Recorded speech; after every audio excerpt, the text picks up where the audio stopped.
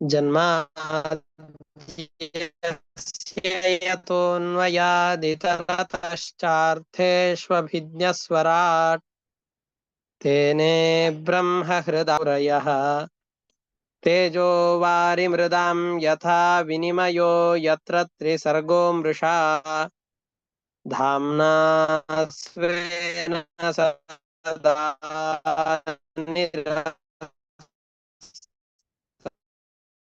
कुहकम् समकं शुकमुखादमृतद्रवसंयुतम् पिबत भागवतं रसमालयं मुहुरहो रसिकाः भुवि भावुकाः दारिद्र्यदुःखज्वरदाहितानां मायापिशाचि परिमर्दितानां संसारसिन्धौ परिपातितानां क्षेमाय वै भागवतं प्रगर्जति साङ्केत्यं पारिहासं वा स्तोभं हेलनमेव वा वैकुण्ठनामग्रहणम् अशेषाघहरं विदुः।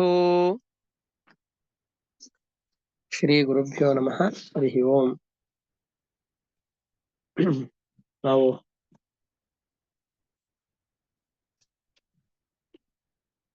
ಅನೇಕ ರಾಜರ ಕಥೆಗಳನ್ನ ನೋಡ್ತಾ ಬಂದಿದ್ದೇವೆ. ಅದರಲ್ಲಿ ಸ್ವಯಂಭುವ ಮನುವಿನ ಕೊನೆ ಮಗನಾದಂತಹ ಪ್ರಿಯವ್ರತ ರಾಜ, ಅದೇ ರೀತಿಯಾಗಿ ಅವನ ಮಗನಾಗಿ ಅಗ್ನಿಧ್ರನ ಕಥೆಯನ್ನ ನೋಡ್ತಾ, ಆ ಅಗ್ನಿಧ್ರನಲ್ಲಿ ನಾಭಿ ಎಂಬಂತಹ ರಾಜ ನಾಭಿ ಹುಟ್ಟಿದ್ದಾನೆ. ಅವನು ಋತ್ವಿಜರ ಮುಖಾಂತರವಾಗಿ ಯಜ್ಞಾದಿಗಳನ್ನ ಮಾಡಿಸಿ ಅದರಲ್ಲಿ ಪರಮಾತ್ಮನನ್ನ ಒಲಿಸಿಕೊಂಡು ಅವನು ಸಾಧನೆಯನ್ನ ಮಾಡಿಕೊಂಡು ಮಕ್ಕಳನ್ನು ಪಡಿತಾ ಇದ್ದಾನೆ ಅಂತ ನಾವು ಗಮನಿಸಿದ್ದೇವೆ. ಈ ಸಂದರ್ಭದಲ್ಲಿ ನಮಗೆಲ್ಲ ಪ್ರಾಯಶಃ ಬರುವಂತಹ ಪ್ರಶ್ನೆ ತುಂಬಾ ಸಾಮಾನ್ಯವಾಗಿ ನಮಗೆಲ್ರಿಗೂ ಹುಟ್ಟುಬಿಡತ್ತೆ, ಅಯ್ಯೋ ಇಷ್ಟು ಸುಲಭವಾಗಿ ಪರಮಾತ್ಮನ ಅಪರೋಕ್ಷ ಜ್ಞಾನ ಆಗಿ ಹೋಗ್ಬಿಡತ್ತ, ಪರಮಾತ್ಮ ಕಾಣಿಸಿಕೊಂಡು ಬಿಡ್ತಾನ. ಯಾಕೆ ಅಂತಂದ್ರೆ ನಮಗೆಲ್ಲೂ ಪ್ರಸಿದ್ಧಿ ಇಲ್ಲ. ಹೌದು, ಧ್ರುವರಾಜನದ್ದು ಪ್ರಹ್ಲಾದನದ್ದು ಹೇಗೆ ಭಗವಂತನನ್ನ ಕರೆಸಿಕೊಂಡಿದ್ದಾರೋ ಆ ರೀತಿಯಾದ ತಪಸ್ಸಿನ ಪ್ರಭಾವ ಮುಂತಾದವುಗಳನ್ನು ನಾವು ಜಗತ್ತಿನಲ್ಲಿ ಹೇಗೆ ಕೇಳಿದ್ದೇವೋ ಹಾಗೆ ಪ್ರಿಯವ್ರತ ರಾಜನದ್ದಾಗ್ಲಿ, ನಾಭಿರಾಜನದ್ದಾಗ್ಲಿ, ಅಗ್ನಿಧ್ರ ರಾಜನದ್ದಾಗ್ಲಿ ನಾವೆಲ್ಲೂ ಕೇಳಿಲ್ಲ. ಹಾಗಾಗಿ ಇಲ್ಲೆಲ್ಲ ಪರಮಾತ್ಮನ ಅಪರೋಕ್ಷ ಜ್ಞಾನ ಇಷ್ಟು ಸುಲಭವಾಗಿ ಹೇಗಾಯ್ತು ಅನ್ನುವಂತಹ ಒಂದು ಸಾಧಾರಣವಾದಂತಹ ಪ್ರಶ್ನೆ ನಮ್ಮೆಲ್ಲರಿಗೂ ಮೂಡುವುದು. ಆದ್ರೆ ಅದರಲ್ಲಿ ಗಮನಿಸಬೇಕಾದಂತಹ ಅಂಶ ಏನು ಅಂತಂದ್ರೆ, ನಾವು ಪ್ರಿಯವ್ರತ ರಾಜ ತಪಸ್ಸನ್ನ ಮಾಡಿ ಪರಮಾತ್ಮನನ್ನು ಪ್ರತ್ಯಕ್ಷತಃ ಕಂಡಿದ್ದಾನೆ ಅಂತ ಎಲ್ಲೂ ಇಲ್ಲ. ಆ ಪ್ರಿಯವ್ರತ ರಾಜ ನಾರದರ ಬಳಿಯಲ್ಲಿ ಪರಮಾತ್ಮನ ತತ್ವೋಪದೇಶವನ್ನು ಪಡಿತಾ ಇದ್ದ.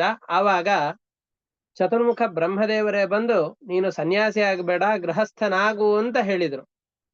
ಯಾಕೆಂದ್ರೆ ಬ್ರಹ್ಮದೇವರು ಯುವರಾಜ್ಯ. ಹಾಗಾಗಿ ಯುವನ ಉನ್ನತಿ ಯಾವುದರಲ್ಲಿದೆ ಅಂತ ತಿಳಿದುಕೊಂಡಂತ ಅವರು ಇವನು ಗೃಹಸ್ಥನಾಗಿ ಮುಕ್ತನಾಗ್ಲಿಕ್ಕೆ ಸಾಧನೆಯನ್ನು ಮಾಡ್ಕೊಳ್ಳಿಕ್ಕೆ ಬಂದವನೇ ಹೊರತಾಗಿ ಸನ್ಯಾಸಿಯಾಗಿ ಸಾಧನೆಯನ್ನ ಮಾಡ್ಲಿಕ್ಕೆ ಬಂದವನಲ್ಲ ಅಂತ ತಿಳಿದುಕೊಂಡು ಅವರಿಗೆ ಗೃಹಸ್ಥಾಶ್ರಮದಲ್ಲಿ ಪ್ರೇರಣೆಯನ್ನು ಕೊಟ್ಟರು. ಆನಂತರ ಕಾಲ 110 ಕೋಟಿ ವರ್ಷಗಳಷ್ಟು ಕಾಲ ಅವನು ತಪಸ್ಸನ್ನ ಮಾಡಿದ. ತಪಸ್ಸಿನ ಕೊನೆಯಲ್ಲಿ ಅನೇಕ ವರ್ಷಗಳ ಕಾಲ ರಾಜ್ಯಭಾರವನ್ನೇ ಇಷ್ಟು ಮಾಡಿದ್ದಾನೆ ಅಂತಂದ್ರೆ ತಪಸ್ಸನ್ನು ಕೂಡ ಅನೇಕ ಸಾವಿರ ವರ್ಷಗಳ ಕಾಲ ಮಾಡಿ ಪರಮಾತ್ಮನ ದರ್ಶನವನ್ನು ಮಾಡಿಕೊಂಡು ನಂತರದಲ್ಲಿ ಮುಕ್ತನಾಗಿರುತ್ತಾನೆ. ಹಾಗಾಗಿ ಇಲ್ಲಿ ಪ್ರಿಯವ್ರತ ರಾಜ ಪರಮಾತ್ಮನನ್ನು ಕುರಿತು ತಪಸ್ಸನ್ನು ಮಾಡಿ ಅವನನ್ನು ಪ್ರತ್ಯಕ್ಷಗೊಳಿಸಿಕೊಂಡಿದ್ದು ಈ ಪ್ರಸಕ್ತ ಕಥೆಯಲ್ಲಿ ಕಾಣೋದಿಲ್ಲ. ಆದ್ರೆ ಅವನು ತಪಸ್ಸು ಮಾಡಿದ ವಿಷಯಗಳನ್ನು ವಿಸ್ತಾರವಾಗಿ ಹೇಳಿಲ್ಲ. ಯಾಕೆ ಅಂತಂದ್ರೆ ಇಲ್ಲಿ ಅವನ ತಪಸ್ಸು ಇನ್ನೂ ಪ್ರಾರಂಭವೇ ಆಗಿಲ್ಲ.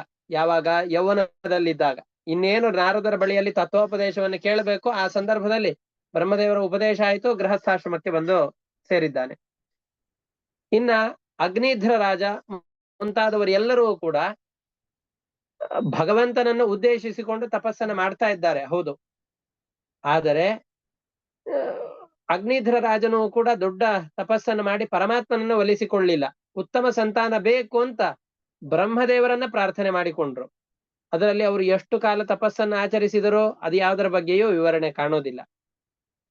ಅನೇಕ ವರ್ಷಗಳ ಕಾಲ ತಪಸ್ಸನ್ನು ಮಾಡಿದ್ದಾರೆ. ಆವಾಗ ಅಪ್ಸರಾಸ್ತ್ರೀಯನ್ನ ಕಳಿಸಿದ್ದಾರೆ, ಪೂರ್ವಚಿತ್ತಿಯನ್ನ. ಅವಳ ಮುಖಾಂತರವಾಗಿ ನಾಭಿರಾಜನೇ ಮೊದಲಾದಂತಹ 10 ಜನರನ್ನ ಅವನು ಪಡೆದಿದ್ದಾನೆ, 9 ಜನರನ್ನ ಪಡೆದಿದ್ದಾನೆ. ಇಷ್ಟೇ ವಿಷಯಗಳನ್ನ ಅಲ್ಲಿ ಹೇಳ್ತಾರೆ. ಅವನಿಗೂ ಪರಮಾತ್ಮ ಪ್ರತ್ಯಕ್ಷನಾದಂತಹ ವಿಷಯವನ್ನ ಅಲ್ಲಿ ಹೇಳಿಲ್ಲ. ಆ ನಂತರದಲ್ಲಿ ರಾಜ್ಯಭಾರವನ್ನು ಮಾಡಿದ ನಂತರದಲ್ಲಿ ಅವನು ಕೂಡ ತಪಸ್ಸನ್ನು ಮಾಡಿಕೊಂಡು ಪರಮಾತ್ಮನ ಅಪರೋಕ್ಷ ಜ್ಞಾನವನ್ನು ಪಡೆದವನು ಅಂತ ಅವನ್ನ ಹೇಳ್ತಾರೆ, ಹೌದು. ಇನ್ನಾದ್ಮೇಲೆ ನಾಭಿರಾಜನ ಕಥೆ. ಈ ನಾಭಿರಾಜನಾದರೂ ಮಕ್ಕಳನ್ನ ಪಡೆಯಬೇಕು ಅನ್ನೋ ಉದ್ದೇಶದಿಂದ ಮಕ್ಕಳಿಲ್ಲದೆ ಇದ್ದಾಗ ತನ್ನ ಹೆಂಡತಿಯಲ್ಲಿ ಪುತ್ರ ಸಂತಾನವಾಗದೇ ಇದ್ದಂತಹ ಸಂದರ್ಭದಲ್ಲಿ ಅವರು ಪುತ್ರ ಕಾಮೇಷ್ಟಿಯನ್ನ ಮಾಡಿ ಅದರಿಂದ ಪರಮಾತ್ಮನನ್ನ ಪ್ರತ್ಯಕ್ಷತಃ ಕಂಡಿದ್ದಾರೆ. ಇಷ್ಟು ಸುಲಭವಾಗಿ ಹೇಗೆ ಬರ್ಲಿಕ್ಕೆ ಸಾಧ್ಯ ಅಂತ ಪ್ರಶ್ನೆ. ಅದಕ್ಕೆ ಇಲ್ಲಿಯೂ ಕೂಡ ಪರಮಾತ್ಮ ತಪಸ್ಸಿನಿಂದ ಒಲಿಸಿಕೊಂಡು ಎದುರುಗಡೆ ಬಂದಿದ್ದಲ್ಲ. ತಪಸ್ಸಿನ ಪ್ರಭಾವದಿಂದಾಗಿ ಅವನು ಒಬ್ಬನ ತಪಸ್ಸಿನಿಂದ ಇಲ್ಲಿ ಬಂದಿದ್ದಲ್ಲ.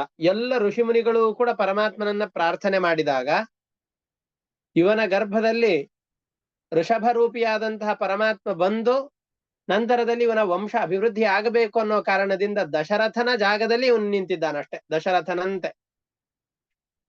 ಅಲ್ಲಿ ವಸಿಷ್ಠ ಋಷಿಗಳು, ಅನೇಕ ಋಷಿಗಳು, ವಿಶ್ವಾಮಿತ್ರರೇ ಮೊದಲಾದಂತಹ ಎಲ್ಲ ಋಷಿಗಳು ಬಂದು ನಿಂತು ಪುತ್ರ ಕಾಮೇಷ್ಟಿಯನ್ನ ಮಾಡಿದಾಗ ಅದಕ್ಕೆ ಒಲಿದು ಅಲ್ಲಿ ಹೇಗೆ ಫಲವನ್ನು ಕೊಟ್ಟಿದ್ದಾರೋ ಅದರಂತೆ ಪ್ರಕೃತದಲ್ಲಿಯೂ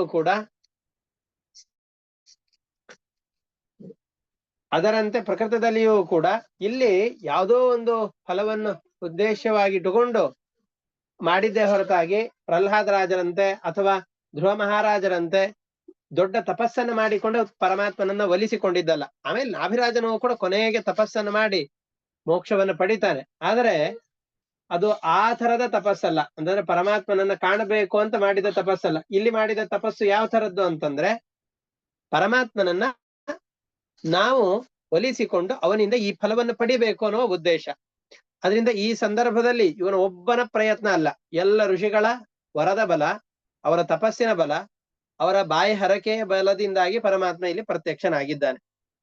ಹಾಗಾಗಿ ನಮಗೆ ಅವರದ್ದು ಎಷ್ಟು ಪ್ರಸಿದ್ಧಿ ಇದೆಯೋ ಅದರಂತೆ ಇವರ ಪ್ರಸಿದ್ಧಿ ಇಲ್ಲ ಅನ್ನೋದು ಕಾರಣ ಇಷ್ಟೇ. ಮೊದಲಿಗೆ ಇವರು ಪರಮಾತ್ಮನನ್ನ ಕುರಿತು ತಪಸ್ಸನ್ನು ಮಾಡಿದವರಲ್ಲ. ಆಮೇಲೆ ಇವರು ತಪಸ್ಸನ್ನು ಮಾಡಿದರೂ ಕೂಡ ಎಲ್ಲ ಋಷಿಮುನಿಗಳಿಂದ ಸೇರಿಕೊಂಡು ಪುತ್ರ ಪ್ರಾಪ್ತಿಯ ಉದ್ದೇಶದಿಂದ ಮಾಡಿದ್ದಾರೆ. ಅದರಿಂದಾಗಿ ಆ ಫಲ ಇವರ ಕಥೆ ಅಷ್ಟು ಪ್ರಸಿದ್ಧವಾಗಿಲ್ಲ ಅಂತ ಹೇಳಬಹುದು. ಆದ್ರೆ ಇವರೆಲ್ಲರೂ ಕೂಡ ಮಹಾಭಗವದ್ ಭಕ್ತರೇ. ಪ್ರಿಯವ್ರತ ಇವರೆಲ್ಲರನ್ನೂ ಕೂಡ ಚಕ್ರವರ್ತಿಗಳ ಸ್ಥಾನದಲ್ಲಿ ಸೇರಿಸ್ತಾರೆ.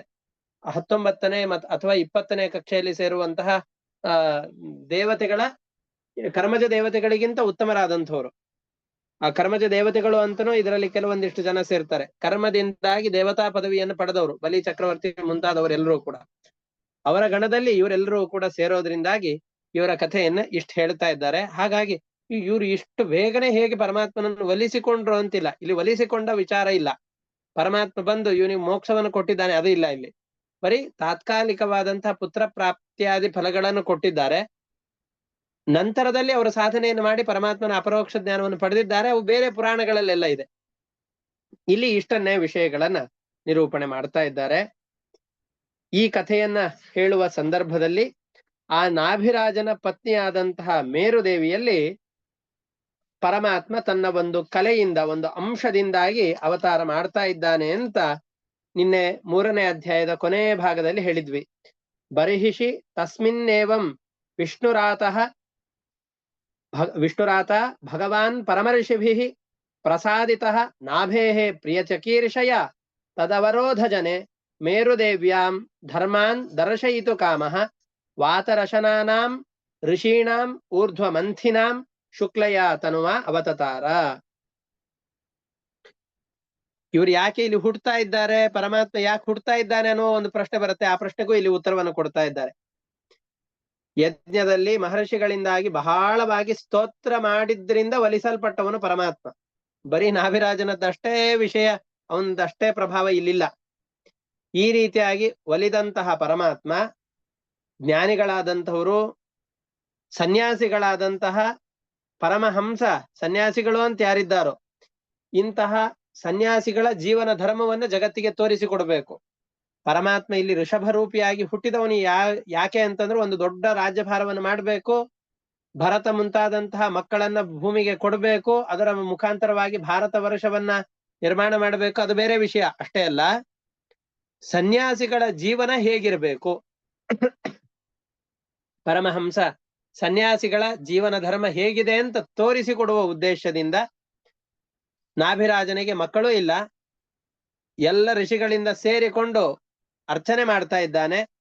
ಆ ನಾಭಿರಾಜನಿಗೆ ಪ್ರಿಯವಾದದ್ದನ್ನು ಮಾಡಬೇಕು ಎಂಬ ಉದ್ದೇಶದಿಂದ ಅವನ ರಾಣಿಯಾದಂತಹ ಮೇರುದೇವಿಯಲ್ಲಿ ಯಾವುದೇ ದೋಷಗಳ ಸಂಪರ್ಕವಿಲ್ಲದಂತಹ ಶುದ್ಧವಾದ ಚೈತನ್ಯಮಯವಾದಂತಹ ಜ್ಞಾನ ರೂಪವಾದಂತಹ ಶರೀರವನ್ನ ಅವನು ಸ್ವೀಕಾರ ಮಾಡ್ತಾ ಇದ್ದಾನೆ ಅನ್ನುವ ವಿಷಯವನ್ನ ನಿನ್ನೆ ನಾವು ಗಮನಿಸಿದ್ವು. ಇದು ಆದ್ಮೇಲೆ ಶುಕಾಚಾರ್ಯರು ಹೇಳ್ತಾ ಇದ್ದಾರೆ, ಈ ಹುಟ್ಟುತ್ತಾನೆ ಆ ಮಗುವು ಹುಟ್ಟಿದ ಆ ಕ್ಷಣದಿಂದಾಗಿ ನಾಭಿರಾಜನ ಮಗನಾಗಿ ಶ್ರೀಹರಿ ಹುಟ್ಟಿದ್ದಾನೆ. ತೋರಿಸಿಕೊಂಡಾಗ ಅವನ ಕೈ ಕಾಲುಗಳಲ್ಲೆಲ್ಲ ಶಂಖ ಚಕ್ರ ಗದಾ ಪದ್ಮಗಳು ವಜ್ರ ಅಂಕುಶ ಮುಂತಾದಂತಹ ಪರಮಾತ್ಮನ ಲಕ್ಷಣಗಳು ಅಂತೇನಿವೆಯೋ ಅವು ಸ್ಪಷ್ಟವಾಗಿ ವ್ಯಕ್ತವಾಗಿದೆ. ಆಮೇಲೆ ನಿಧಾನವಾಗಿ ಬೆಳೆದಿದ್ದು ಅಲ್ಲ, ಹುಟ್ಟಿದಾಗಿನಿಂದಲೂ ಕೂಡ ಅವೆಲ್ಲ ಇವೆ. ಆಮೇಲೆ ಆ ಮಗು ಪ್ರತಿನಿತ್ಯದಲ್ಲಿ ಬೆಳೆಯುವ ಹಾಗೆ ಜನರಿಗೆ ಕಾಣಿಸ್ತಾ ಇದ್ದ ಹಾಗೆ ಸಮಾನ ಮನಸ್ಥಿತಿ, ಶಾಂತವಾಗಿರೋದು, ವಿಷಯ ಪದಾರ್ಥಗಳಲ್ಲಿ ಅತಿಯಾದ ಆಸಕ್ತಿ ಇಲ್ಲದೆ ಇರೋದು, ಅವನು ಹುಟ್ಟಿದಾಗಿನಿಂದ ರಾಜ್ಯದಲ್ಲಿ ವಿಶೇಷವಾದಂತಹ ಐಶ್ವರ್ಯ ಸಂಪತ್ತುಗಳ ಅಭಿವೃದ್ಧಿ ಆಗ್ತಾ ಇರೋದು, ಇದೆಲ್ಲ ಹೆಚ್ಚಾಗ್ತಾ ಇದೆ. ಇದನ್ನು ನೋಡಿದಾಗ ಮಂತ್ರಿಗಳು, ಪುರೋಹಿತರು, ಆಮೇಲೆ ಜಗತ್ತಿನಲ್ಲಿದ್ದಂತಹ ಆ ನಾಭಿರಾಜನ ನಾಭಿ ವರ್ಷದಲ್ಲಿದ್ದಂತಹ ಜನರು ಯಾರಿದ್ದಾರೋ ಅವ್ರಿಗೆಲ್ಲರಿಗೂ ಕೂಡ ಇವನು ನಮ್ಮ ರಾಜನಾಗ್ಬೇಕು, ಇವನ ರಾಜನಾಗಬೇಕು, ಇವನು ನಮ್ಮ ಇಡೀ ಭೂಮಂಡಲವನ್ನು ಆಳಬೇಕು ಅಂತ ಅತಿಯಾದ ಬಯಕೆ ಎಲ್ಲರಿಗೂ ಆಯ್ತು. ಅವನ ಸ್ವರೂಪವನ್ನೆಲ್ಲರೂ ಕೂಡ ಕೊಂಡಾಡ್ತಾ ಇದ್ದಾರೆ. ಇವನಿಗೆ ನಾಭಿರಾಜ ಋಷಭ ಅಂತ ನಾಮಕರಣವನ್ನ ಮಾಡ್ತಾ ಇದ್ದಾನೆ. ಯಾಕೆ? ಋಷಭ ಅನ್ನುವಂಥದ್ದಕ್ಕೆ ಶ್ರೇಷ್ಠ ಅಂತ ಹೆಸರು. ಕನ್ನಡದಲ್ಲಿ ಅದನ್ನ ತರ್ಜುಮೆ ಮಾಡಿದೆವು ಅಂತಾದ್ರೆ ಋಷಭ ಅನ್ನೋ ಶಬ್ದಕ್ಕೆ ಅರ್ಥ ಏನು ಅಂತಂದ್ರೆ ಶ್ರೇಷ್ಠನಾದವನು. ಯಾವುದರಲ್ಲಿ ಶ್ರೇಷ್ಠನಾಗಿದ್ದಾನೆ? ಸಹನ ಶಕ್ತಿ. ಏನು ಕಷ್ಟಗಳು ಬಂದರೂ ಕೂಡ ಅದನ್ನು ಒಂದೇ ರೀತಿಯಾಗಿ ಕಾಣುವಂಥದ್ದು. ಇದು ಮುಂದೆ ಈ ಋಷಭ ಚಕ್ರವರ್ತಿಯ ಕಥೆಯನ್ನು ನಾವು ಗಮನಿಸಬೇಕಾದ್ರೆ ಇನ್ನೊಂದು 3-4 ಅಧ್ಯಾಯಗಳಾದ ಮೇಲೆ ಅವನ ಜೀವನ ಹೇಗೆ ನಡೀತು, ಒಬ್ಬ ರಾಜನಾಗಿ ಮೆರೆದಂತವನು ಹೇಗೆ ಸಂಚಾರ ಮಾಡಿದ ಅನ್ನೋದನ್ನು ನೋಡಿದಾಗ ಅವನ ಸಹನ ಶಕ್ತಿಯ ಬಗ್ಗೆ ಅರಿವಾಗತ್ತೆ. ಅವನ ಬಲ, ಕಾಂತಿ, ಇದು ಯಾವುದರಲ್ಲೂ ಕೂಡ ಇವನನ್ನ ಮೀರಿಸುವಂತಹ ಮತ್ತೊಬ್ಬ ವ್ಯಕ್ತಿ ಜಗತ್ತಿನಲ್ಲಿ ಇರಲೇ ಇಲ್ಲ. ಎಲ್ಲ ಗುಣಗಳಲ್ಲೂ ಕೂಡ ಹಿರಿದಾದಂತಹ ವ್ಯಕ್ತಿತ್ವ ಇವನದ್ದು. ಆ ಕಾರಣದಿಂದಾಗಿ ಇವನನ್ನ ಋಷಭ ಅಂತ ನಾಮಕರಣ ಮಾಡ್ತಾ ಇದ್ದಾರೆ. ತಸ್ಯ ಹವಾ ಇತ್ತಂ ಅಥ ತಮುತ್ಪತ್ಯೈವ ಅಭಿವ್ಯಜ್ಯಮಾನ ಭಗವಲ್ಲಕ್ಷಣಂ. ಹುಟ್ಟಿದಾಗನಿಂದಲೇನೆ ಅವನಲ್ಲಿ ಒಂದು ಭಗವಂತನ ಸ್ವರೂಪದ ಲಕ್ಷಣಗಳೆಲ್ಲವೂ ಕೂಡ ವ್ಯಕ್ತವಾಗ್ತಾ ಇದೆ.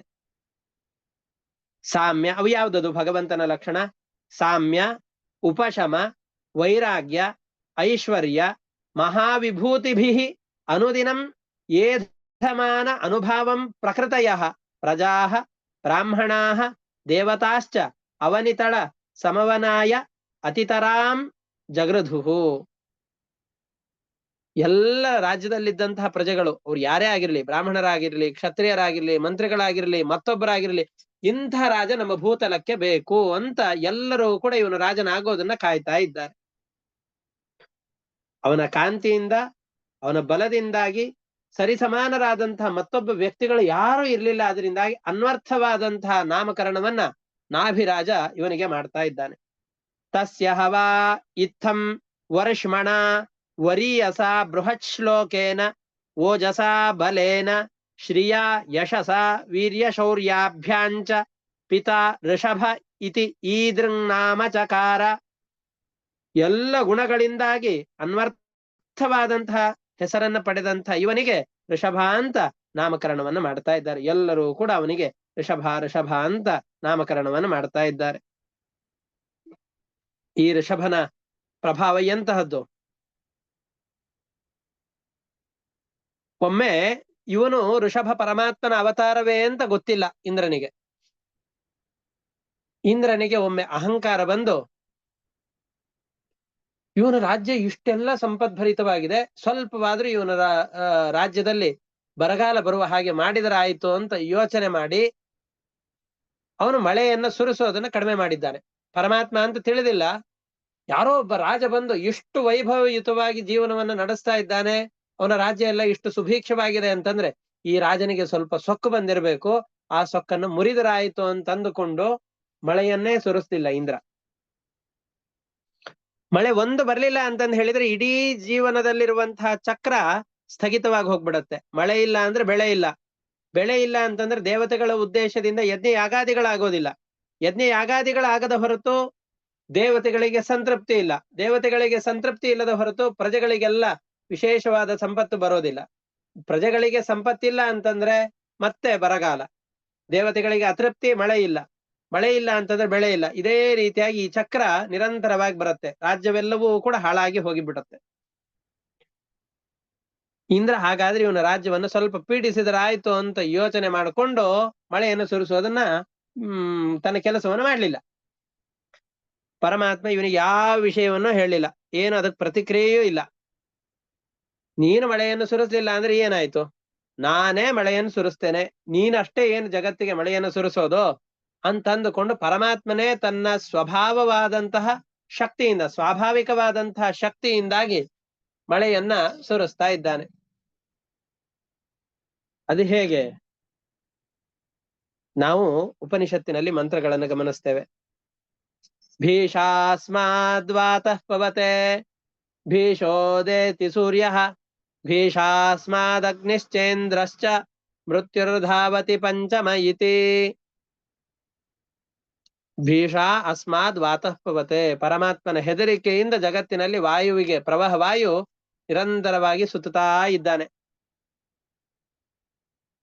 ಭೀಷಾ ಉದೇತಿ ಸೂರ್ಯ, ಪರಮಾತ್ಮನ ಹೆದರಿಕೆಯಿಂದ ಪ್ರತಿನಿತ್ಯದಲ್ಲಿ ಸೂರ್ಯದೇವರು ತನ್ನ ರಥವನ್ನು ಹಿಡಿದುಕೊಂಡು ಬರ್ತಾ ಇದ್ದಾರೆ, ಒಂದು ದಿವಸನೂ ರಜೆ ಹಾಕೋದಿಲ್ಲ. ಭೀಷಾಸ್ಮಾದಗ್ನಿಶ್ಚೇಂದ್ರಶ್ಚ, ಪರಮಾತ್ಮನ ಹೆದರಿಕೆಯಿಂದ ಅಗ್ನಿ ಇಂದ್ರರು ಇವರೆಲ್ಲರೂ ಕೂಡ ತಮ್ಮ ತಮಗೆ ನಿಯಮಿತವಾದ ಕೆಲಸದಲ್ಲಿ ಅವರು ರಥರಾಗಿದ್ದಾರೆ, ಒಂದು ದಿವಸನೂ ರಜೆ ತಗೊಳ್ಳೋದಿಲ್ಲ. ಮೃತ್ಯುರ್ಧಾವತಿ ಪಂಚಮ ಇತಿ, ಯಮದೇವರು ಕೂಡ ಅಂಜಿ ಪರಮಾತ್ಮನ ಹೇಳಿದ ಟೈಮಿಗೆ ಇವರನ್ನು ಕರೆದುಕೊಂಡು ಬರ್ಲಿಲ್ಲ ಅಂದ್ರೆ ಎಲ್ಲಿ ಶಿಕ್ಷೆ ಕೊಡ್ತಾನೋ ಅಂತ ನಮ್ಮೆಲ್ಲರ ಪ್ರಾಣವನ್ನ ಆ ಸಮಯಕ್ಕೆ ಸರಿಯಾಗಿ ಎಳೆದುಕೊಂಡು ಹೋಗ್ತಾನೆ. ಹಾಗಾದರೆ ಎಲ್ಲ ದೇವತೆಗಳು ಕೂಡ ತತ್ವಾಭಿಮಾನಿ ದೇವತೆಗಳು, ಜಗತ್ತಿನಲ್ಲಿರುವಂತಹ ಪ್ರತಿಯೊಂದು ಅಣುರೇಣು ತೃಣಕಾಷ್ಠವಾದ ಪ್ರತಿಯೊಂದು ಪದಾರ್ಥದಲ್ಲಿರುವ ಚೈತನ್ಯರೂ ಕೂಡ ಪರಮಾತ್ಮನ ಒಲುಮೆ ಇಲ್ಲದಿದ್ದರೆ, ಪರಮಾತ್ಮನ ಪ್ರೇರಣೆ ಇಲ್ಲದೆ ಇದ್ದರೆ ಪ್ರವೃತ್ತಿ ಆಗ್ಲಿಕ್ಕೆ ಸಾಧ್ಯ ಇಲ್ಲ.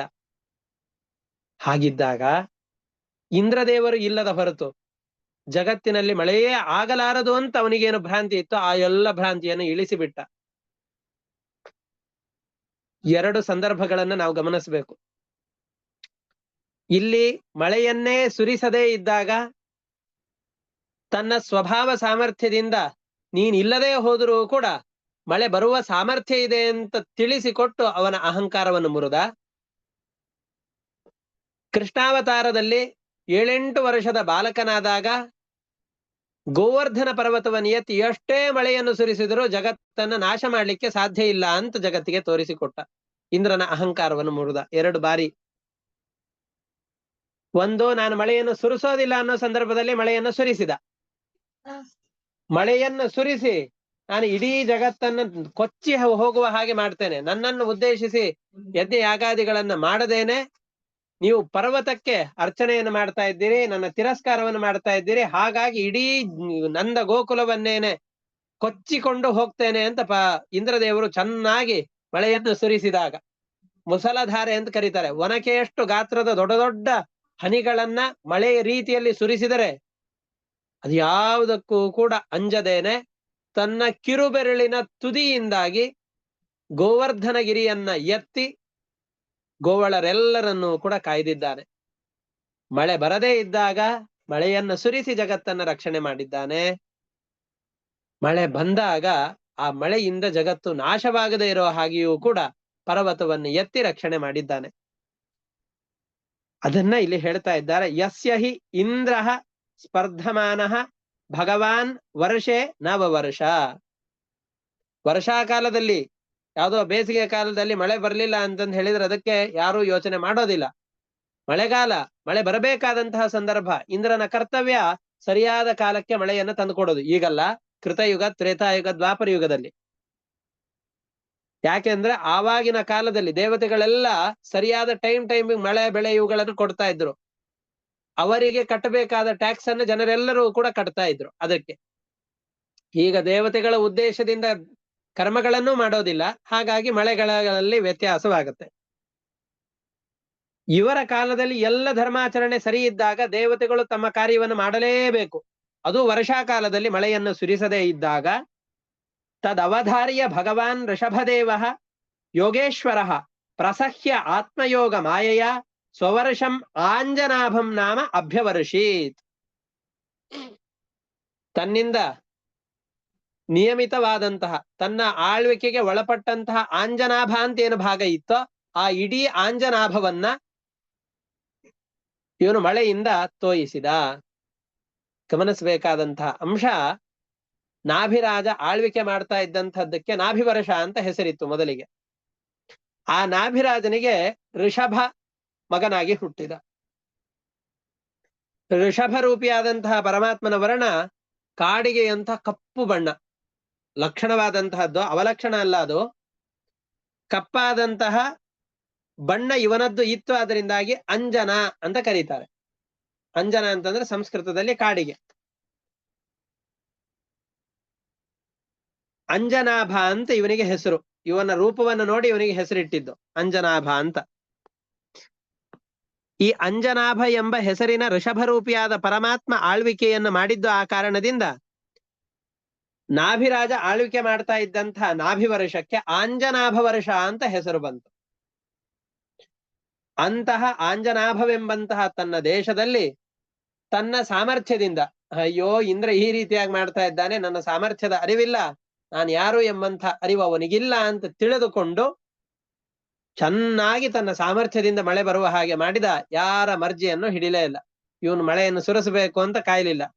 ನನ್ನ ಸಾಮರ್ಥ್ಯ ಇದೆ, ಪ್ರಜೆಗಳೆಲ್ಲ ಸತ್ಕರ್ಮಗಳನ್ನ ಅನುಷ್ಠಾನ ಮಾಡ್ತಾ ಇದ್ದಾರೆ, ಅವರಿಗೆ ಸರಿಯಾದ ಕಾಲದಲ್ಲಿ ಮಳೆ ಬರಬೇಕು ಅಂತ ಆ ಮೋಡಗಳಿಗೆ ಆದೇಶ ಕೊಟ್ಟು ಒಳ್ಳೆ ಮಳೆ ಸುರಿಯುವ ಹಾಗೆ ಮಾಡಿದ. ಮುಂದಿನ ಕಥೆಯನ್ನು ಹೇಳಿಬಿಟ್ಟೆ. ಹಾಗಾದ್ರೆ ಇವನು ರಾಜನಾದ ಕಥೆಯನ್ನು ಹೇಳಿಲ್ಲ ಅಂತ ಅಂದ್ಕೊಂಡು ಶುಕಾಚಾರ್ಯ ಮತ್ತೆ ಆ ಕಥೆಯನ್ನು ಹೇಳ್ತಾ ಇದ್ದಾರೆ. ನಾಭಿರಾಜ ಅವನ ಅಭಿಲಾಷೆಯೇ ಇದ್ದಿದ್ದು ಒಳ್ಳೆ ಸಂತಾನ ಆಗಬೇಕು. ಮೇರುದೇವಿಯಲ್ಲಿ ಮಕ್ಕಳೇ ಇರ್ಲಿಲ್ಲ, ಮಕ್ಕಳಾಗಬೇಕು. ಆದಂತಹ ಮಕ್ಕಳು, ಅಯ್ಯೋ ಯಾಕೆ ಈ ಮಗ ಹುಟ್ಟಿದನೋ ಅಂತ ಹಿಂದೆ ನಾವು ನೋಡಿದ್ವಲ್ಲ, ವೇನ ಹುಟ್ಟಿದ್ದಕ್ಕೆ ಅವರಪ್ಪ ಕಾಡಿಗೆ ಓಡ್ ಹೋಗ್ಬಿಟ್ನಲ್ಲ, ಆ ತರದ ಮಕ್ಕಳು ಹುಟ್ಟುಬಿಟ್ರೆ. ಅವನು ದೊಡ್ಡ ತಪಸ್ಸನ್ನು ಮಾಡಿಯೇ ಆ ಮಗನನ್ನು ಪಡೆದದ್ದು. ಆದ್ರೆ ವೇನನಂಥ ಮಗ ಹುಟ್ಟದ. ಆ ವೇನನ ಮುಖಾಂತರವಾಗಿ ನಂತರದಲ್ಲಿ ವೈನ್ಯ ಪೃಥು ಚಕ್ರವರ್ತಿ ಹುಟ್ಟದ, ಇಡೀ ಭೂಮಂಡಲವನ್ನು ಆಳದ. ಸರಿ, ಅಂತಹ ಮಕ್ಕಳು ಹುಟ್ಟುಬಿಟ್ರೆ ಏನ್ ಮಾಡೋದು? ಅಂತಹ ಮಗನಲ್ಲ ಇವನು. ನಾಭಿ ಯಾವ ರೀತಿಯಾಗಿ ಬಯಸಿದ್ದನೋ, ಎಂತಹ ಮಗ ತನಗೆ ಹುಟ್ಟಬೇಕು ಅಂತ ಅವನು ಯೋಚನೆ ಮಾಡಿದ್ನೋ ಅಂತಹ ಮಗ ಹುಟ್ಟಿದ್ದಾನೆ ಅಂತ ತಿಳಿದಾಗ ಪರಮಾತ್ಮನ ವೃಷಭದೇವನ ಮೋಹಕ ಶಕ್ತಿಗೆ ಒಳಗಾಗಿ ಅವನು ಪರಮಾತ್ಮನೇ ಹುಡ್ತೇನೆ ಅಂತ ಋಷಿ ಮುನಿಗಳೆಲ್ಲರೂ ಕೂಡ ಎದುರುಗಡೆಯಲ್ಲಿ ನಿಂತಾಗ ಇವನಿಗೆ ಮೇರುದೇವಿಗೆ ಹೇಳಿದ್ದಾರೆ. ಆದ್ರೆ ಈಗ ವಸುದೇವ ದೇವಕಿಯರು, ಅದೇ ರೀತಿಯಾಗಿ ನಂದಗೋಪ, ಯಶೋಧ, ಇವರಿಬ್ಬರು ಕೂಡ ಕೃಷ್ಣನನ್ನ ಆಡಿಸಬೇಕಾದ್ರೆ ಇವನು ನನ್ನ ಮಗನೇ ಅಂತ ಅಂದುಕೊಂಡು ಮಾಡ್ತಾ ಇದ್ದಾರೆ. ಶಂಖಚಕ್ರ ಗದಾ ಪದ್ಮಗಳನ್ನು ಧರಿಸಿ ತಮದ್ಭುತಂ ಬಾಲಕಮಂಬುಜೆ ಕ್ಷಣಂ ಚತುರ್ಭುಜಂ ಶಂಖ ಗದಾದ್ಯುಧಾಯುಧಂ. ಶಂಖಚಕ್ರ ಗದಾ ಪದ್ಮಗಳನ್ನು ಧರಿಸಿಕೊಂಡು 8 ಫೀಟ್ ಎತ್ತರದಾಗಿ ಹುಟ್ಟಿದ್ದಾನವನು. ಹುಟ್ಟಬೇಕಾದ್ರೆ ಅವನನ್ನು ನೋಡ್ಕೊಂಡು ಇವ್ ನನ್ ಮಗ ಅಂತ ಅನ್ಕೊಂಡ್ರೆ 5-6 ಫೀಟ್ ಇರುವಂತಹ ನಾವು, 5-6 ಅಡಿ ಇರುವಂತಹ ನಾವು 8 ಅಡಿ ಎತ್ತರದಲ್ಲಿರುವಂತಹ ಕೃಷ್ಣನನ್ನ ಇವನ್ ನನ್ನ ಮಗ ಅಂತ ಅಂದುಕೊಂಡ್ರೆ ಹುಟ್ಟಿದ ಆ ಕ್ಷಣದಲ್ಲಿ ಏನು ಅಂತ ಹೇಳೋಣ. ಹಾಗೆ ಋಷಭರೂಪಿಯಾದಂತಹ ಪರಮಾತ್ಮ ತಾನೇ ಪರಮಾತ್ಮನೇ ಈ ರೂಪದಿಂದ ಅವತಾರ ಮಾಡ್ತೇನೆ ಅಂತ ಹೇಳಿದ್ದಾನೆ. ಆದರೆ ಆ ಪರಮಾತ್ಮನ ಮೋಹಪಾಶಕ್ಕೆ ಒಳಗಾಗದೇ ಇರೋರು ಯಾರಿದ್ದಾರೆ? ಪರಮಾತ್ಮನ ಮೋಹಕ ಶಕ್ತಿಗೆ ಒಳಗಾಗಿ ಇವನು ನನ್ನ ಮಗನೇ ಅಂತ ತಿಳಿದಿದ್ದಾನೆ. ನನ್ನ ಮಗನೇ ಅಂತ ಪ್ರೀತಿಯಿಂದಾಗಿ ಅವನನ್ನ ಲಾಲನೆ ಮಾಡ್ತಾ ಇದ್ದಾನೆ, ಆಡಿಸ್ತಾ ಇದ್ದಾನೆ. ಅವನು ಕೂಡ ಇವನು ಮತ್ತಷ್ಟು ಮೋಹಗೊಳ್ಳುವ ಹಾಗೆ ಅಪ್ಪನ ಮೇಲೆ ಅತಿಯಾದ ಪ್ರೀತಿಯನ್ನು ತೋರಿಸಿ ಅವನನ್ನ ಮೋಹದ ಬೆಲೆಯಲ್ಲಿ ಸ್ವಲ್ಪ ಕೆಡವುತ್ತಾ ಇದ್ದಾನೆ. ಇದು ಆದ ಮೇಲೆ ಋಷಭನಿಗೆ ರಾಜ್ಯಭಾರವನ್ನು ಸ್ವೀಕಾರ ಮಾಡುವಂತಹ ಯೋಗ್ಯವಾದ ವಯಸ್ಸು ಬಂದಿದೆ ಅಂತ ತಿಳಿದಾಗ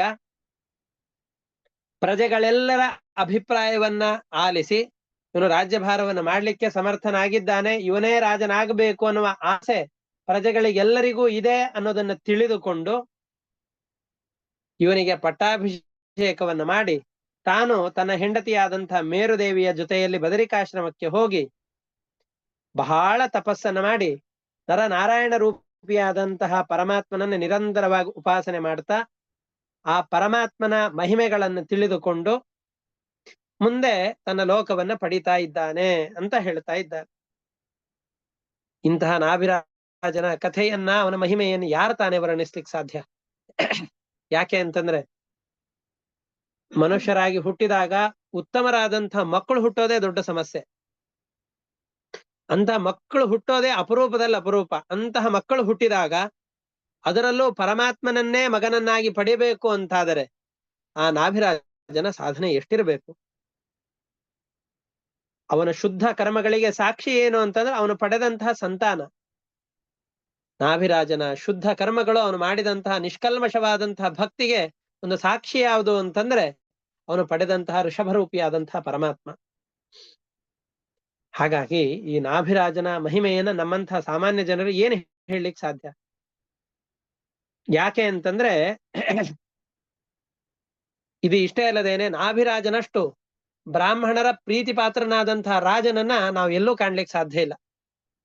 ಬ್ರಾಹ್ಮಣರು ಬಂದು ನಿನಗೆ ಒಳ್ಳೇದಾಗ್ಲಿ, 100 ವರ್ಷ ಬದುಕು, ನಿನ್ನ ರಾಜ್ಯವೆಲ್ಲವೂ ಕೂಡ ಸಂಪತ್ತಿನಿಂದ ಕೂಡಿಕೊಂಡಿರ್ಲಿ ಅಂತ ಆಶೀರ್ವಾದ ಮಾಡಿ ಹೋಗಬಹುದು.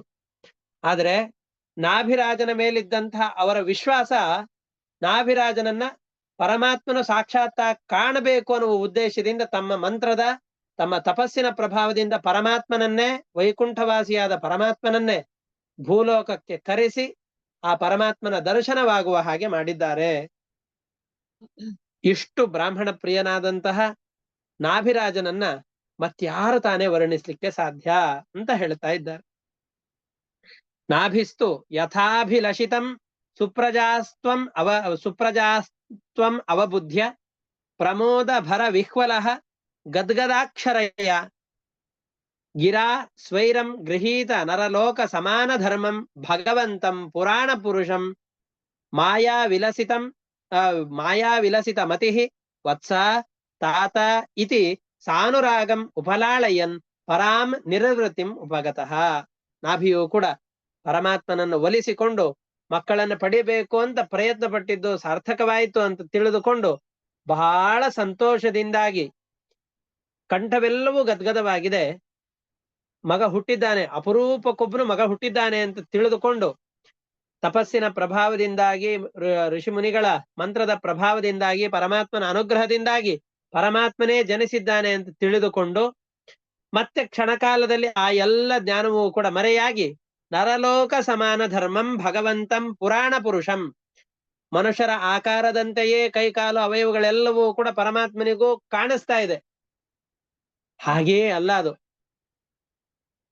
ಅವನನ್ನ ಮಾಯಾವಿಲಸಿತ ಮತಿ, ಪರಮಾತ್ಮನ ಮೋಹಕ ಶಕ್ತಿಗೆ ಒಳಗಾಗಿ ಅಯ್ಯೋ ಇವನ್ ನನ್ನ ಮಗನೇ ಅಂತ ಅಂದುಕೊಂಡು ಮಗನೇ ಅಪ್ಪ ಅಂತ ಕರೆದುಕೊಂಡು ಅವನನ್ನ ಪ್ರೀತಿ ಪೂರ್ವಕವಾಗಿ ಪಾಲನೆ ಮಾಡ್ತಾ ಪರಾಂ ನಿರ್ವೃತ್ತಿಂ ಉಪಗತಃ, ಬಹಳ ಸಂತೋಷವನ್ನು ಪಡೆದಿದ್ದಾನೆ. ಪಡೆದು ವಿದಿತಾನುರಾಗ, ಇನ್ನು ಮುಂದೆ ಇವನಿಗೆ ಪೌರ ಜನರ ಎಲ್ಲರ ಆಸೆ ಇದೆ, ಇವನೇ ರಾಜನಾಗಬೇಕು ಅಂತ ಎಲ್ಲರೂ ಬಯಸಿದ್ದಾರೆ ಅಂತ ತಿಳಿದುಕೊಂಡು ಹಾಗಾದರೆ ಋಷಭರೂಪಿಯಾದಂತಹ ಪರಮಾತ್ಮನನ್ನ ರಾಜನನ್ನಾಗಿ ಪಟ್ಟಗಟ್ಟೋಣ ಅಂತಂದುಕೊಂಡು ಅವನನ್ನ ಪಟ್ಟಾಭಿಷಿಕ್ತನನ್ನಾಗಿ ಮಾಡಿ ಅವನಿಗೆ ಪಟ್ಟಾಭಿಷೇಕವನ್ನ ಮಾಡಿ ನಂತರದಲ್ಲಿ ಶುದ್ಧ ಕರ್ಮದಿಂದಾಗಿ ತಾನು ವೈರಾಗ್ಯವನ್ನ ಗಳಿಸಿಕೊಂಡು ಬದರಿಕಾಶ್ರಮದಲ್ಲಿ ನರನಾರಾಯಣಾಶ್ರಮದಲ್ಲಿ ವಾಸುದೇವ ರೂಪಿಯಾದಂತಹ ಪರಮಾತ್ಮನನ್ನ ಸ್ತೋತ್ರ ಮಾಡ್ತಾ ಪರಮಾತ್ಮನ ಮಹತ್ವವನ್ನ ಪರಮಾತ್ಮನ ಅಪರೋಕ್ಷ ಜ್ಞಾನವನ್ನು ಕೂಡ ಪಡಿತಾ ಇದ್ದಾನೆ ಅಂತ ಹೇಳ್ತಾ ಇದ್ದಾರೆ. ವಿದಿತಾನುರಾಗ ಪೌರ ಪ್ರಕೃತಿ ಜನಪದಾನಾಂ ರಾಜ ನಾಭಿಹಿ ಆತ್ಮಾನಂ ಆತ್ಮಜಂ ಸಮಯ ಸೇತು ರಕ್ಷಾಯಾಮ್ ಅಭಿಷಿಚ್ಯ. ಪ್ರಜೆಗಳೆಲ್ಲರ ರಕ್ಷಣೆಯ ಜವಾಬ್ದಾರಿಯನ್ನ ತನ್ನ ಮಗನಾದಂತಹ ಋಷಭದೇವನಿಗೆ ಕೊಟ್ಟು ಬ್ರಾಹ್ಮಣೇಶು ಉಪನಿಧಾಯ ಸಹ ಮೇರುದೇವ್ಯಾ ವಿಶಾಲಾಯಾಮ್, ಬರೀ ಋಷಭನಲ್ಲಿ ಕೊಟ್ಟು ಅಂತ ಹೇಳಿಲ್ಲ, ಬ್ರಾಹ್ಮಣರಿಂದ ಸಹಿತನಾಗಿ ಇವನಿಗೆ ಬ್ರಾಹ್ಮಣರ ಅನುಮತಿಯನ್ನ ಕೇಳಿಕೊಂಡು ಎಲ್ಲ ಕೆಲಸಗಳನ್ನು ಮಾಡಬೇಕು ಅಂತ ಪರಮಾತ್ಮನಿಗೆ ಆದೇಶವನ್ನು ಕೊಟ್ಟು, ತಂದೆಯಾದವನು ಯಾರೇ ಆಗಲಿ ಮಗನಿಗೆ ಈ ರೀತಿಯಾದ ಉಪದೇಶವನ್ನು ಕೊಡಬೇಕಾದದ್ದು ಸಹಜ ಧರ್ಮಗಳು, ಅದನ್ನ ಕೊಟ್ಟು ನಂತರದಲ್ಲಿ ಪ್ರಸನ್ನ ನಿಪುಣೇನ ತಪಸಾ ಸಮಾಧಿಯೋಗೇನ ನರನಾರಾಯಣಾಖ್ಯಂ ಭಗವಂತಂ ವಾಸುದೇವಂ ಉಪಾಸೀನಃ ಕಾಲೇನ ತನ್ಮಹಿಮಾನಂ ಅವಾಪ. ಅನೇಕ ಕಾಲದವರೆಗೂ ನರನಾರಾಯಣ ರೂಪಿಯಾದಂತಹ ವಾಸುದೇವನನ್ನ ಬದರಿಕಾಶ್ರಮದಲ್ಲಿ ನಿರಂತರವಾಗಿ ಧ್ಯಾನ ಮಾಡ್ತಾ ಅವರ ಸ್ತೋತ್ರವನ್ನು ಮಾಡ್ತಾ ಅವರ ಮಹತ್ವವನ್ನು ತಿಳಿದುಕೊಂಡ, ಅವರ ಮಹಿಮೆಯನ್ನು ತಿಳಿದುಕೊಂಡ. ಯತ್ರ ಪಾಂಡವೇಯ ಶ್ಲೋಕವು ಉದಾಹರಂತಿ. ಪರೀಕ್ಷಿತ ರಾಜನೇ ನಾಭಿರಾಜನ ವಿಷಯದಲ್ಲಿ ಈ ಕಥೆಗಳನ್ನೇ ಆಡಿಕೊಳ್ತಾರೆ. ಏನಂತ? ಕೋನು ತತ್ಕರ್ಮ ರಾಜರ್ಷೇರ್ ನಾಭೇರ್ ಅನ್ವಾಚರೇತ್ ಪುಮಾನ್ ಅಪತ್ಯತ ಮಗಾದ್ಯಸ್ಯ ಹರಿಶುದ್ಧೇನ ಕರ್ಮಣ. ಈ ನಾಭಿರಾಜನ ಮಹತ್ವವನ್ನು ಯಾರು ತಾನೇ ಹೇಳಲಿಕ್ಕೆ ಸಾಧ್ಯ? ಯಾಕೆ? ಅವನು ಪರಮಾತ್ಮನನ್ನೇ ಮಗನನ್ನಾಗಿ ಪಡೆದಿದ್ದಾನೆ. ಅಂಥವನ ಕಥೆಯನ್ನು ಯಾರು ತಾನೇ ಪೂರ್ತಿಯಾಗಿ ವರ್ಣನೆ ಮಾಡ್ಲಿಕ್ಕೆ ಸಾಧ್ಯ? ಬ್ರಹ್ಮಣ್ಯೋನ್ಯ ಕುತೋ ನಾಭೇರ್ ವಿಪ್ರ ಮಂಗಲ ಪೂಜಿತಾ ಯಸ್ಯ ವರಶಿಷಿ ಯದ್ದೇಶಂ ದರ್ಶಯಾಮಾಸು ರೋಜಸ. ಎಷ್ಟೇ ಪ್ರೀತಿ ಪಾತ್ರನಾಗಿರ್ಲಿ, ಬ್ರಾಹ್ಮಣರಿಗೆ ಅತ್ಯಂತ ಪ್ರೀತಿ ಪಾತ್ರನಾದಂತಹ ವ್ಯಕ್ತಿಗಳಿಗೆ ಬ್ರಾಹ್ಮಣರು ಒಂದು 4 ಹರಸಬಹುದು, ಅವರ ಉದ್ದೇಶದಿಂದ ಒಳ್ಳೇದಾಗ್ಲಿ ಅಂತ ಪ್ರಾರ್ಥನೆ ಮಾಡಬಹುದು ಅಷ್ಟೇ. ಆದರೆ ಈ ನಾಭಿರಾಜನ ಉದ್ದೇಶದಿಂದ ಬ್ರಾಹ್ಮಣರೆಲ್ಲರೂ ಯಜ್ಞ ಯಾಗಾದಿಗಳನ್ನ ಮಾಡಿ ಪರಮಾತ್ಮನನ್ನೇ ಅವನಿಗೆ ಕಾಣುವಂತೆ ಮಾಡಿದ್ದಾರೆ ಅಂತಾದರೆ ಈ ನಾಭಿರಾಜನ ಬ್ರಾಹ್ಮಣರ ಪ್ರೀತಿಗೆ ಎಷ್ಟು ಪಾತ್ರನಾಗಿದ್ದಾನೆ ಇವನು ಅನ್ನೋದಕ್ಕೆ ಇದೇ ಒಂದು ಸಾಕ್ಷಿ ಅಂತ ಹೇಳ್ತಾ ಇದ್ದಾರೆ. ಇದಾದ್ಮೇಲೆ ಇವನು ತನ್ನ ಮುಂದಿನ ಸ್ಥಾನಕ್ಕೆ ಅಂತ ತೆರಳಿದ್ದಾನೆ. ನರನಾರಾಯಣಾಶ್ರಮಕ್ಕೆ ಹೋಗಿ ವಿರಕ್ತನಾಗಿ ಅಲ್ಲಿ ಸಾಧನೆಯನ್ನು ಮಾಡಿಕೊಂಡಿದ್ದಾನೆ. ಋಷಭರೂಪಿಯಾದಂತಹ ಪರಮಾತ್ಮ ಅಂಜನಾಭ ತಾನು ವಾಸ ಮಾಡ್ತಾ ಇದ್ದಂತಹ ಕ್ಷೇತ್ರವನ್ನ ತಾನು ಮೊದಲಿಗೆ ಹೇಗೆ ತೋರಿಸಿಕೊಂಡ, ಮೊದಲಿಗೆ ರಾಜನಾದಂತಹದ್ದನ್ನ ಹೇಳೋದಿಲ್ಲ, ತನ್ನ ಕರ್ಮಭೂಮಿ ಇದು. ಪರಮಾತ್ಮ ಇಲ್ಲಿ ಬಂದಾಗ ಪ್ರಜೆಗಳಿಗೆಲ್ಲ ತಾನು ಹೇಗೆ ಇರಬೇಕು ಅಂತ, ಮನುಷ್ಯನಾಗಿ ಹುಟ್ಟಿದವನು ಯಾವ ರೀತಿಯಾಗಿ ಜೀವನವನ್ನು ನಡೆಸಬೇಕು ಅಂತ ತೋರಿಸಿಕೊಡ್ಬೇಕು. ಅದಕ್ಕೋಸ್ಕರವಾಗಿ ಇಲ್ಲಿ ಅವತಾರ ಮಾಡಿದವನು ಕರ್ಮಭೂಮಿಯನ್ನಾಗಿ ಈ ಅಂಜನಾಭ ವರ್ಷವನ್ನ ಸ್ವೀಕಾರ ಮಾಡಿದ್ದಾನೆ. ಮೊದಲಿಗೆ ತಾನು ಗುರುಕುಲ ವಾಸವನ್ನು ಮಾಡ್ತಾ ಇದ್ದಾನೆ. ಆಮೇಲೆ ಗುರುಗಳಿಗೆ ಬೇಕಾದ ದಕ್ಷಿಣೆಯನ್ನು ಕೊಟ್ಟು ಅವರನ್ನು ತೃಪ್ತಿಪಡಿಸ್ತಾ ಇದ್ದಾನೆ. ಅವರ ಅನುಮತಿಯನ್ನು ಪಡೆದು ಗೃಹಸ್ಥಾಶ್ರಮಿಗಳ ಧರ್ಮವನ್ನ ಲೋಕಕ್ಕೆ ಕಲಿಸ್ಕೊಡ್ಬೇಕು ಅನ್ನುವ ಉದ್ದೇಶದಿಂದ ಮದುವೆ ಆಗ್ತಾ ಇದ್ದಾನೆ. ಯಾರ ಮಗಳನ್ನು ಮದುವೆ ಆಗ್ತಾ ಇದ್ದಾನೆ? ಇಂದ್ರನ ಮಗಳನ್ನು ಮದುವೆ ಆಗ್ತಾ ಇದ್ದಾನೆ. ದೇವೇಂದ್ರ ಕನ್ಯಾದಾನವಾಗಿ ತನ್ನ ಜಯಂತಿ ಎಂಬಂತಹ ಹೆಸರಿನ ಮಗಳನ್ನ ಇವನಿಗೆ ಮದುವೆ ಮಾಡಿ ಕೊಡ್ತಾ ಇದ್ದಾನೆ. ಇಂದ್ರನ ಮಗಳನ್ನೇ ಋಷಭರೂಪಿಯಾದಂತಹ ಪರಮಾತ್ಮ ಮದುವೆಯಾಗ್ತಾ ಇದ್ದಾನೆ. ಅವರಿಗೆ ತನಗೆ ಸಮಾನರಾದ 100 ಜನ ಮಕ್ಕಳನ್ನು ಪಡಿತಾ ಇದ್ದಾನೆ. ಮಹಾ ಸಾಮರ್ಥ್ಯವಂತರಾದ 100 ಜನ ಮಕ್ಕಳನ್ನ ಪಡಿತಾ ಇದ್ದಾನೆ. ಇದರಲ್ಲಿ ದೊಡ್ಡ ಮಗ ಯಾರು ಅಂತಂದ್ರೆ ಭರತ ಚಕ್ರವರ್ತಿ. ಭರತ ಎಲ್ಲರಿಗಿಂತ ಹಿರಿಯ. ಈ 100 ಜನರಲ್ಲೂ ಮತ್ತಷ್ಟು ಶ್ರೇಷ್ಠನಾದವನು ಇವನೇ. ಅದರಿಂದಾಗಿ ಈ ಅಂಜನಾಭ ವರ್ಷವನ್ನೇ ಭಾರತ ವರ್ಷ ಅಂತ ಇವನ ಹೆಸರಿನಿಂದ ಕರೀತಾ ಇದ್ದಾರೆ. ಹಾಗಾದ್ರೆ ನಮ್ಮ ದೇಶವನ್ನ ಭಾರತ ಅಂತ ಕರೆಯೋದು ಯಾಕೆ ಅಂತಂದ್ರೆ, ಋಷಭರೂಪಿಯಾದಂತಹ ಪರಮಾತ್ಮನ ಮಗನಾದಂತಹ ಭರತನಿಂದ ಆಳ್ವಿಕೆಗೆ ಒಳಪಟ್ಟು ಅವನ ಆಳ್ವಿಕೆಯಲ್ಲಿ ಇಡೀ ಭೂಮಿ ಸಮೃದ್ಧವಾಗಿತ್ತು ಅನ್ನುವ ಕಾರಣದಿಂದ ಈ ವರ್ಷಕ್ಕೆ ಭಾರತ ವರ್ಷ ಅಂತ ಕರೀತಾ ಇದ್ದಾರೆ. ಇದಾದ್ಮೇಲೆ ಇವನ ನಂತರದಲ್ಲಿ 9 ಜನ ಯಾರು ಮುಖ್ಯರಿದ್ದಾರೆ. ಇನ್ನು ಉಳಿದಂತಹ 90 ಜನ ಏನು ಮಾಡಿದ್ರು ಆ ಕಥೆಯನ್ನು ಮುಂದೆ ಹೇಳುತ್ತಾ ಇದ್ದಾರೆ. ಅಥ ಸ ಭಗವಾನ್ ಋಷಭ ಸ್ವವರ್ಷಂ ಕರ್ಮಕ್ಷೇತ್ರಂ ಅನುಮನ್ಯಮಾನಃ ಪ್ರದರ್ಶಿತ ಗುರುಕುಲ ವಾಸ, ಗುರುಕುಲವನ್ನ ಹೇಗೆ ವಾಸ ಮಾಡಿ ಅಲ್ಲಿ ವಿದ್ಯೆಯನ್ನು ಪಡಿಬೇಕು ಅಂತ ಗುರುಕುಲ ವಾಸವನ್ನು ಮಾಡಿ ಅಧ್ಯಯನದ ಕ್ರಮವನ್ನು ತೋರಿಸಿಕೊಂಡ.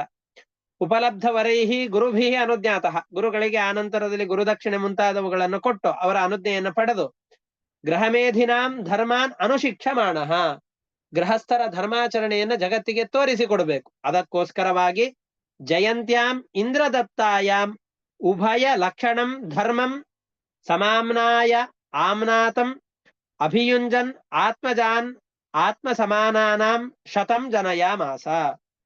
ಜಯಂತಿ ಎಂಬಂತಹ ಇಂದ್ರನ ಮಗಳು, ಅವಳಲ್ಲಿ ತನಗೆ ಸಮಾನರಾದಂತಹ ಒಳ್ಳೆ ವೀರ್ಯ ಔದಾರ್ಯ ಗುಣಗಳಿಂದ ಪೂರ್ಣರಾದಂತಹ 100 ಜನ ಮಕ್ಕಳನ್ನ ಪಡಿತಾ ಇದ್ದಾನೆ.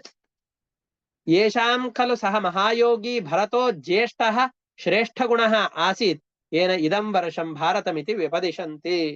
ಅದರ 100 ಜನ ಮಕ್ಕಳಲ್ಲಿ ಭರತ ಎಲ್ಲರಿಗಿಂತ ವಯಸ್ಸಿನಲ್ಲೂ ಹಿರಿಯನಾಗಿದ್ದ, ಗುಣಗಳಲ್ಲೂ ಶ್ರೇಷ್ಠನಾಗಿದ್ದಾನೆ. ಅವನಿಂದ ಇಡೀ ವರ್ಷಕ್ಕೆ ಭಾರತ ವರ್ಷ ಅಂತ ಹೆಸರು ಬಂದಿದೆ. ಅವನ ನಂತರದಲ್ಲಿ ತಮನು ಕುಶಾವರ್ತಃ ಇಳಾವರ್ತಃ ಬ್ರಹ್ಮಾವರ್ತಃ ಆರ್ಯಾವರ್ತಃ ಮಲಯಕೇತು ಭದ್ರಸೇನಃ ಇಂದ್ರಸ್ಪೃಕ್ ವಿದರ್ಭಃ ಕೀಕಟಃ ಇವ 90 ಪ್ರಧಾನಃ. ಇವನ ನಂತರದಲ್ಲಿ 9 ಜನ ಮತ್ತೆ ಉಳಿದವರು. ಅವರನ್ನು ಕುಶಾವರ್ತ, ಇಳಾವರ್ತ, ಬ್ರಹ್ಮಾವರ್ತ, ಆರ್ಯಾವರ್ತ, ಮಲಯಕೇತು, ಭದ್ರಸೇನ, ಇಂದ್ರಸ್ಪೃಕ್, ವಿದರ್ಭ, ಕೀಕಟ ಅಂತ 9 ಜನ ಇದ್ದಾರೆ. ಆ ಉಳಿದ ಇನ್ನು 90 ಜನ ಮಕ್ಕಳಿಗಿಂತ ಈ 9 ಜನ ಮುಖ್ಯರಾದವರು. ಇವರಿಗಿಂತ ಮುಖ್ಯನಾದವನು ಭರತ. ಇದು ಆದ್ಮೇಲೆ ಇನ್ನು 9 ಜನ ಏನು ರಾಜಕುಮಾರರಿದ್ರೋ ಅವರು ಬರೀ ಭಗವಂತನ ತತ್ವಗಳನ್ನ ಜಗತ್ತಿಗೆ ಉಪದೇಶ ಮಾಡ್ಲಿಕ್ಕೆ ಅಂತ ಇಡೀ ಜಗತ್ತನ್ನ ಸಂಚಾರ ಮಾಡಿದವರು. ಅವರು ಯಾರು?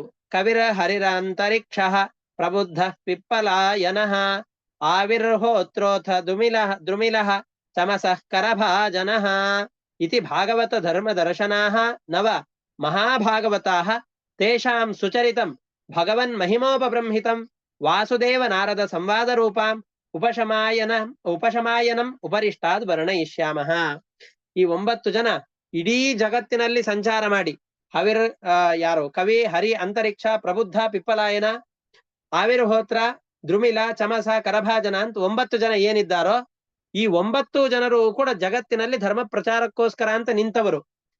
ಇಂಥ 9 ಜನರ ಕಥೆಯನ್ನು ಇಲ್ಲಿ ಯಾವುದನ್ನು ನಿರೂಪಣೆ ಮಾಡೋದಿಲ್ಲ. ಹಾಗಂತ ಇವರ ಕಥೆಯನ್ನ ಬಿಡೋದು ಇಲ್ಲ. ಎಲ್ಲಿ ಅಂತಂದ್ರೆ 11ನೇ ಸ್ಕಂದದಲ್ಲಿ, ನಾವೀಗ 5ನೇ ಸ್ಕಂದದಲ್ಲಿದ್ದೇವೆ. 11ನೇ ಸ್ಕಂದದಲ್ಲಿ ಪರಮಾತ್ಮ, ಕೃಷ್ಣ ಪರಮಾತ್ಮ ಮತ್ತು ನಾರದರ ಸಂವಾದದ ಸಂದರ್ಭದಲ್ಲಿ ಇವರ ಎಲ್ಲರ ಕಥೆಯನ್ನು ನಾವು ನಿರೂಪಣೆ ಮಾಡುತ್ತೇವೆ. ಹಾಗಾದ್ರೆ ಒಟ್ಟು 100 ಜನ ಮಕ್ಕಳಲ್ಲಿ ದೊಡ್ಡವ ಭರತ. ಅವನನ್ನು ಅನುಸರಿಸಿ 9 ಜನ ಮಕ್ಕಳಿದ್ದಾರೆ. ಅವರು ಕೇತುಮಾಲ, ಕುಶಾವರ್ತ, ಇಳಾವರ್ತ, ಬ್ರಹ್ಮಾವರ್ತ, ಆರ್ಯಾವರ್ತ ಅಂತ ಇವುಗಳು ಕೂಡ ರಾಜ್ಯದ ಹೆಸರುಗಳೇ. ನಾವೆಲ್ಲ ಆರ್ಯಾವರ್ತ ಅಂತ ಕರಿತೇವೆ. ನಾವು ಅಯೋಧ್ಯೆಯಲ್ಲಿ ಹೋಗಿ ಸಂಕಲ್ಪವನ್ನು ಮಾಡ್ಬೇಕು ಅಂತಂದ್ರೆ ಆರ್ಯಾವರ್ತೆ ಅಂತ ಅಂದುಕೊಂಡು ಸಂಕಲ್ಪ ಮಾಡ್ಬೇಕು. ನಾವು ಭಾರತ ವರ್ಷೆ, ಭರತ ಖಂಡೆ, ಜಂಬೂ ದ್ವೀಪೆ, ದಕ್ಷಿಣೇ ಕೂಲೆ, ಶಾಲಿವಾಹನ ಶಕೆ, ಬೌದ್ಧಾವತಾರೆ ಅಂತ ನಮ್ದೆಲ್ಲ ಬೇರೆದು. ನಮ್ದು ಆ ಬ್ರಹ್ಮಾವರ್ತ. ಇನ್ನ ಅನೇಕ ವಿದರ್ಭ ದೇಶ ಮತ್ತೊಂದು ಕಡೆಯಲ್ಲಿದೆ. ಈಗಿನ ವಿದರ್ಭ ದೇಶ ನಮ್ಗೆ ಗೊತ್ತಿದೆ. ಕೀಕಟ ಅಂತ ಇವುಗಳು ಈ ಎಲ್ಲ ದೇಶಗಳ ವಿವರಣೆಯನ್ನು ಮುಂದೆ ಕೊಡ್ತಾರೆ. ಇವು ಎಲ್ಲವೂ ಕೂಡ ಈ ಭಾರತ ವರ್ಷದಲ್ಲಿರುವಂತಹ ಅವಾಂತರ ಭಾಗಗಳು. ಇವರು ಈ ಪ್ರದೇಶಗಳನ್ನು ಆಳಿದ್ರಿಂದಾಗಿ ಅದನ್ನ ಕೀಕಟ ಅನ್ನೋ ಹೆಸರಿನಿಂದ ಕರೀತಾರೆ. ವಿದರ್ಭ ಅನ್ನೋ ದೇಶವನ್ನು ವಿದರ್ಭ ಎಂಬ ಹೆಸರಿನ ರಾಜ ಆಳಿದ್ರಿಂದಾಗಿ ಅದಕ್ಕೆ ಆ ಹೆಸರು ಬಂತು. ಬ್ರಹ್ಮಾವರ್ತ, ಆರ್ಯಾವರ್ತ ಅನ್ನೋದು ಆಯಾಯ ಹೆಸರಿನ ರಾಜರು ಆಳ್ವಿಕೆಯನ್ನು ನಡೆಸಿದ್ರಿಂದ ಆ ಪ್ರದೇಶಗಳಿಗೆ ಹೆಸರು ಬರ್ತಾ ಇದೆ. ಇನ್ನ 9 ಜನ ಕವಿರ್ ಹರಿರ ಅಂತರಿಕ್ಷ. ಇವರು 9 ಜನ ಏನಿದ್ದಾರೋ ಇವರು ಭಗವಂತನ ಕಥೆಗಳನ್ನು ಹೇಳ್ತಾ ಹೋದ್ರು. ಉಳಿದವರು 81 ಜನ. ಈ 81 ಜನ ತಂದೆಯ ಆದೇಶ ಏನಿರುತ್ತೋ ಅದನ್ನ ಚಾಚೂ ತಪ್ಪದೇನೆ ನಡೆಸುವಂತಹ ಮಕ್ಕಳು. ಕರ್ಮ ಶ್ರದ್ಧೆ ಇದೆ, ಮಹಾಜ್ಞಾನಿಗಳಾಗಿದ್ದಾರೆ. ಕ್ಷತ್ರಿಯರಾದರೂ ಕೂಡ ಬ್ರಾಹ್ಮಣ್ಯವನ್ನು ಸಂಪಾದನೆ ಮಾಡಿದವರು. ವಿಶ್ವಾಮಿತ್ರರು ಮಹಾ ಕ್ಷತ್ರಿಯರು.